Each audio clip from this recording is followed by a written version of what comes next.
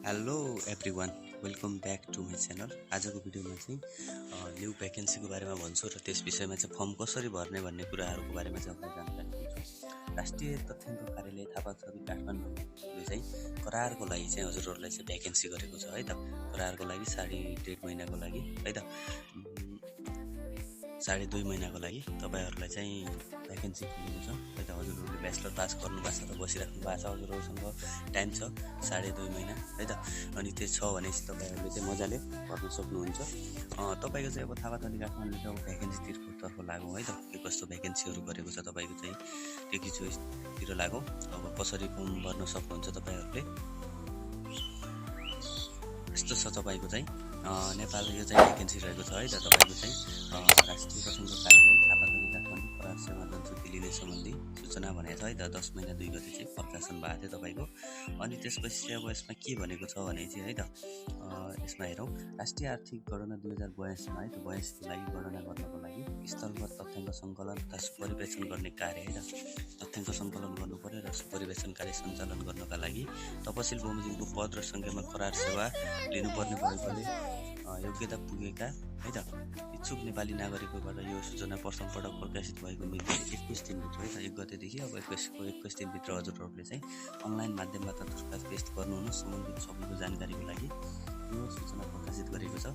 साथै अनलाइन दरखास्तको लागि तल दिएको लिङ्क वा क्युआर कोडबाट चाहिँ हजुरले दिन सक्नुहुन्छ भनेको छ है त।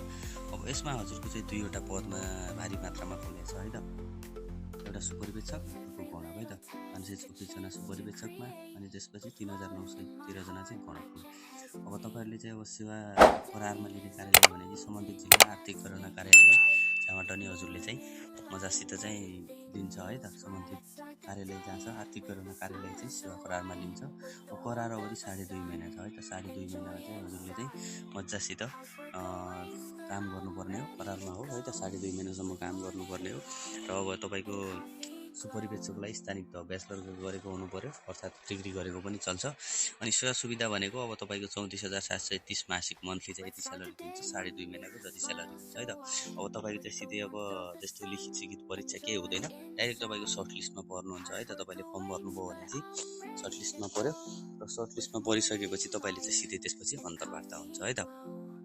र त्यसपछि अर्कोमा चाहिँ गणक छ है त, 3913 जना। अब त्यसपछि यसमा पनि अब 2.5 महिना काम गर्नुपर्ने हो, +2 पढेको हुनु पर्यो। अनि यसमा चाहिँ अब 32,902 चाहिँ यसमा चाहिँ पाउँछ। यसमा पनि सर्ट लिस्ट र अन्तर्वार्ता हुन्छ भनेको छ है त। अब यसमा के भनेको छ भने चाहिँ यस सम्बन्धी विस्तृत जानकारी राष्ट्रिय तथ्याङ्क कार्यालयको website www.nso Nepal NSO Nepal government जब एनिमेल गर्न हेर्न सकिनेछ है त। अब तपाईँले चाहिँ अनलाइन निवेदन साथ पेश गर्नुपर्ने आवश्यक कागजातहरू के छ त भने चाहिँ नेपाली नागरिकताको प्रमाणपत्रको प्रतिलिपि हुनु पर्यो है त। एउटा पासपोर्ट साइजको शैक्षिक योग्यताको लप्ताङ्गको प्रमाणपत्र ट्रान्सक्रिप्टको प्रतिलिपि हुनु पर्यो।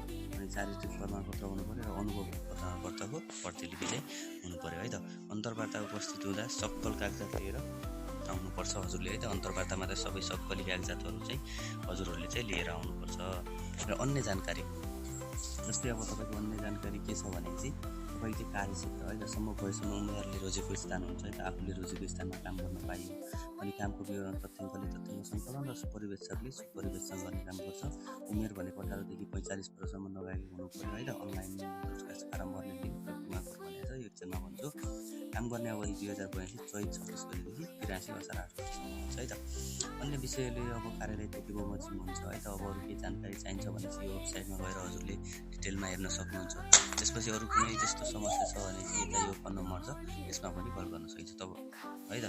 त्यसपछि हजुरले चाहिने कागजातहरू के अरू भनेको तपाईँको चाहिँ यसरी चाहिँ तपाईँको फर्म हुन्छ है त। जस्तो फर्म हुन्छ पासपोर्ट साइजको फोटो यता है त। अनि त्यसपछि हजुरले चाहिँ सबैले काम गर्न चाहेको पद होइन, व्यक्तिगत विवरण सबै कुराहरू यसमा दिएको यसरी दिएको छ, फर्ममा नै उपलब्ध हुन्छ है त। कुराहरू अहिले भन्छु म एकछिनमा हजुरहरूलाई। उम्मेदवारको शैक्षिक योग्यता, तालिम, अनुभव सम्बन्धी विवरण सबै कुराहरू यो चाहिँ हजुरहरूले चाहिँ के गर्नु पर्यो त, सबै कुराहरू चाहिँ राख्नु पर्यो यसमा है त। अब यो कुराहरू छ है त। अब सिधै हामी अब तपाईँले चाहिँ अब फर्म भर्नु छ भने चाहिँ अब तपाईँले के गर्नु पर्यो त, माथि क्युआर कोड दिएछ है त, यता माथि जाउँ है त। यता माथि चाहिँ हजुरहरूले चाहिँ क्युआर कोड दिएछ है, यता साइडमा क्युआर कोड दिएछ, यसमा स्क्यान गरेर रन गर्न सक्नुहुन्छ। डाइरेक्टली हजुरले यसमा क्लिक गरेर यसमा ओपन पनि गर्न सक्नुहुन्छ है। अब त्यस्तो छुट्टै भिडियो चाहिन्छ भने चाहिँ फर्म कसरी भर्ने, कस्तो अवस्थामा होइन, के डकुमेन्टहरू राख्ने, त्यो सबै कुराहरू चाहिन्छ भने चाहिँ हजुरहरूले चाहिँ कमेन्ट गर्नु होला। त्यसमा चाहिँ हजुरको सबै कुराहरू चाहिँ डिटेलमा भन्ने छु है त। अहिलेको भिडियोलाई चाहिँ यति नै। हजुरलाई त्यस्तो अब यसको फर्म कसरी भर्ने, के छ कस्तो छ भने चाहिँ नि भन्न सक्नुहुन्छ है त। दुईवटा पदमा हजुरहरूले चाहिँ मजाले भर्न सक्नुहुन्छ आफै पनि। अर्थात् हजुरले यदि त्यस्तो गाह्रो अप्ठ्यारो हुन्छ भने हजुरहरूले भन्नु होला, त्यसरी हामीले पनि भरिदिन सक्छौँ होइन। हजुरको चाहिँ अब आजको भिडियो चाहिँ यति नै होइन। तेरो यस्तो गाह्रो अप्ठ्यारो केही छ भने चाहिँ हजुरहरूले मजाले भन्नु होला। भिडियो मन पऱ्यो भने लाइक, कमेन्ट, सब्सक्राइब, सेयर गरिदिनु होला है त।